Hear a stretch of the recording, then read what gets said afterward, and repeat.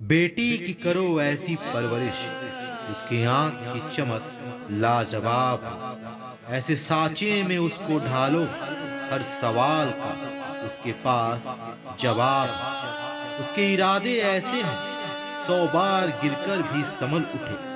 सीने में ऐसी ज्वाला हो, जो जुर्म के खिलाफ धधक उठे।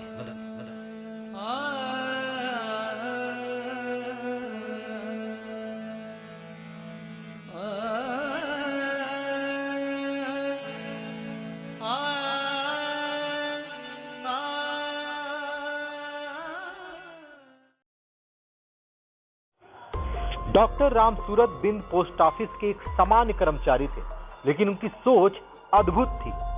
अपने बच्चों को लेकर जो उनकी सोच थी, उसकी तारीफ करनी होगी। वो चाहते थे कि उनके बच्चे खूब पढ़े लिखें, खूब तरक्की करें। लेकिन 80 के दशक में क्या ये सोच मुमकिन थी? गंगा किनारे वाले लहुरी काशी यानी गाजीपुर, जिसको वीरों की धरती, ऋषि मुनियों की धरती भी कहते हैं, इसी जनपद के करंडा क्षेत्र के रहने वाले थे डॉक्टर रामसूरत बिंद, जो पोस्ट ऑफिस के एक सामान्य कर्मचारी थे। और यहीं से शुरू हुई उनके संघर्षों की कहानी। 80 के दशक में बेटी को पढ़ाना बहुत बड़ी बात मानी जाती थी, लेकिन रामसूरत बाबू इसमें पीछे नहीं हटे। उन्होंने खूब लगन से, खूब मेहनत से अपने बिटिया को पढ़ाया, और बिटिया ने भी खूब लगन और मेहनत से अपने भविष्य को संवारा। यूं तो सूरज रोज निकलता है, यूं तो सूरज रोज निकलता है, रोज सवेरा।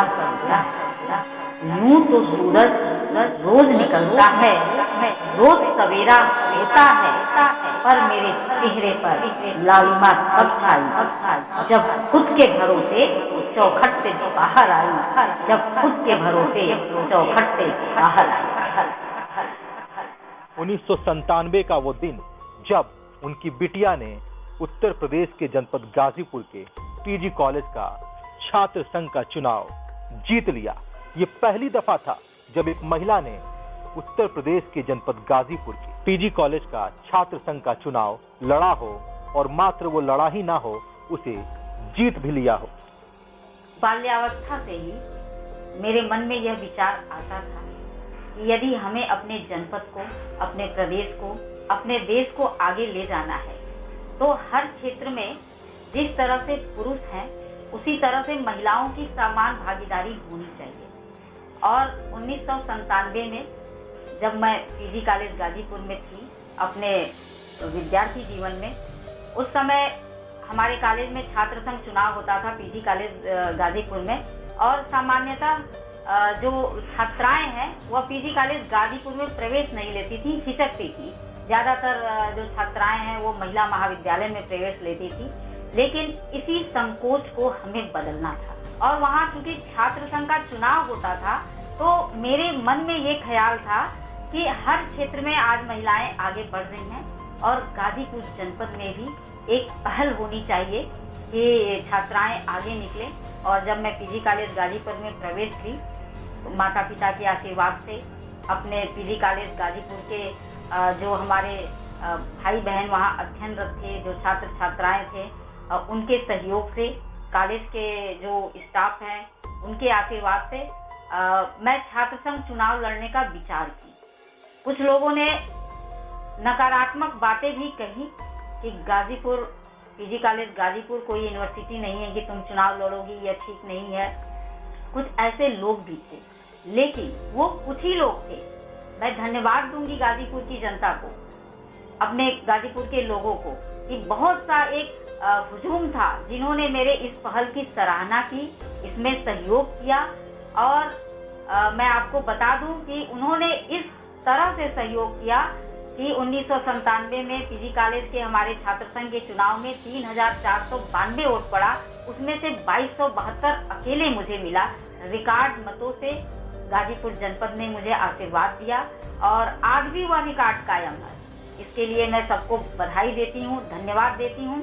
और जब मैं चुनाव लड़ी, उसके बाद से कई लड़कियां पीजी कॉलेज गाजीपुर में न केवल चुनाव ही लड़ी, बल्कि उस पे अच्छी विजय भी प्राप्त की। 80 के दशक की वो पढ़ाई, 97 में छात्र संघ का चुनाव, और वो बिटिया कोई और नहीं थी, वो थी डॉक्टर संगीता बलवन, जो बन गई थी उत्तर प्रदेश की राज्य सहकारिता मंत्री। मैं डॉक्टर संगीता बलवन ईश्वर की शपथ लेती हूँ कि मैं विधि द्वारा स्थापित भारत के संविधान के प्रति सच्ची श्रद्धा और निष्ठा रखूंगी। मैं भारत की प्रभुता और अखंडता अक्षुण्ण रखूंगी। मैं उत्तर प्रदेश राज्य के राज्य मंत्री के रूप में अपने कर्तव्यों का श्रद्धापूर्वक और शुद्ध अंतःकरण से निर्वहन करूंगी। डॉक्टर संगीता बलवन के पिता डॉक्टर रामसूरत बिन स्वयं एक डॉक्टर थे, लेकिन उन्होंने परीक्षाएं दी और पोस्ट ऑफिस में उनका चयन हुआ। पोस्ट ऑफिस में एक सामान्य कर्मचारी के तौर पर उन्होंने नौकरी की, लेकिन अपनी मेहनत और लगन से उन्होंने तरक्की की और एक अच्छे पद पर पहुंचे। डॉक्टर रामसूरत बिन ने अपनी बिटिया यानी डॉक्टर संगीता बलवन को भी पीएचडी करवाया और उनकी शादी भी डॉक्टर अवधेश से की।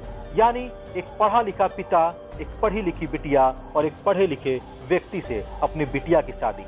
डॉक्टर संगीता बलवन ने अपने पिता के सपने को पूरा भी किया। खैर, उनके पिता अब इस दुनिया में नहीं रहे, लेकिन संगीता बलवन ने अपने पिता के नाम को खूब ऊंचाई पर पहुंचाया। उनके माता पिता की मेहनत है कि डॉक्टर संगीता बलवन आज उत्तर प्रदेश की मंत्री हैं।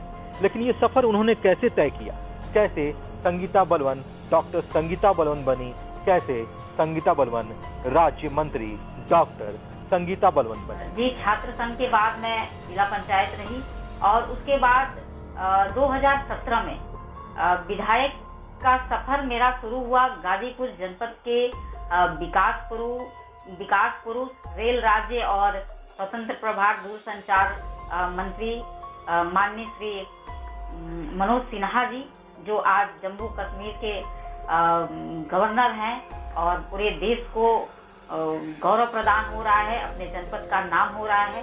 उनके सानिध्य में मैं आई और भारतीय जनता पार्टी के लिए मैंने काम किया और भारतीय जनता पार्टी को मैं धन्यवाद देती हूँ कि उन्होंने काम को पसंद किया और मुझे अवसर दिया 2017 में और मैं विधानसभा पहुंची और टिकट मिलने के बाद अपने सदर विधानसभा के क्षेत्रवासियों को मैं धन्यवाद दूंगी कि उन्होंने रिकॉर्ड मतों से मुझे विधानसभा में पहुंचाएं। इसके लिए मैं उन्हें बहुत बहुत नमन करती हूँ। 1997 में एक छात्रा ने छात्र संघ का चुनाव लड़ा। एक महिला, एक लड़की, कितनी मुश्किल रही होगी उस दौर में। खुद सुनिए संगीता बलवन क्या कहती हैं। जो कुछ परेशानियों का आप जिक्र कर रहे हैं, तो चूंकि पहला मेरा चुनाव था तो कहीं कहीं मुझे समस्याएं आई। लोगों ने कुछ मनोबल को गिराने का प्रयास भी किया कि ये महिला होकर, छात्र होकर इस तरह से राजनीति में आ रही हैं। लेकिन जैसा कि मैंने पहले भी कहा कि एक बहुत बड़ा हमारे गाजीपुर जनपद में लोगों का ऐसा समूह था जिन्होंने बहुत अच्छी तरह से मुझे सपोर्ट भी किया। गाजीपुर की धरती हमारी वीरों की धरती रही है, यहाँ हर क्षेत्र में से लोग निकले हैं, तो ऐसी धरती से हम अपेक्षा भी करते हैं कि सृजनात्मक कार्य हो और एक बढ़िया सृजन हुआ 1997 में कि पीजी कॉलेज गाजीपुर से जनपद वासियों ने मुझे रिकॉर्ड मत से विजयी बनाया। विकास का मुद्दा एक अहम मुद्दा है जिस पर निरंतर चर्चाएं होती रहती हैं, लेकिन गाजीपुर सदर विधानसभा क्षेत्र के विधायक का आवास एक ऐसा आवास है जहां हमेशा जनता मौजूद रहती है। जी हाँ, क्योंकि डॉक्टर संगीता बलवन हर वक्त जनमानस की, जन समस्याओं की सुनवाई करती हैं। वोट की राजनीति के लिए मिल जाएंगे अखिलेश, मिल जाएंगी माया। वोट की राजनीति के लिए मिल जाएंगे अखिलेश, मिल जाएंगी माया। पर बात जब हो क्रांति की, पर बात जब हो क्रांति की, तब प्रदेश मांगे योगी जी की अद्भुत छाया। प्रदेश मांगे योगी जी की अद्भुत छाया। प्रदेश मांगे योगी जी की अद्भुत छाया।